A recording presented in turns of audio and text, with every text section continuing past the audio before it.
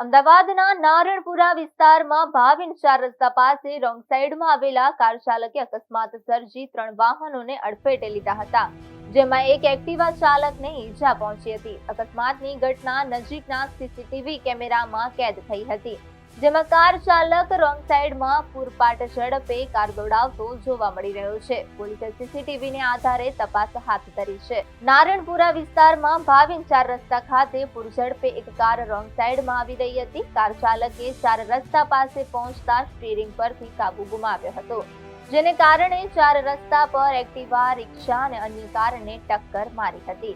આ ટક્કર વાગતા એક્ટિવા ચાલક એક્ટિવા પરથી નીચે પછડાયો હતો, જ્યારે રિક્ષાને ટક્કર વાગતા રિક્ષાની દિશા પણ બદલાઈ ગઈ હતી.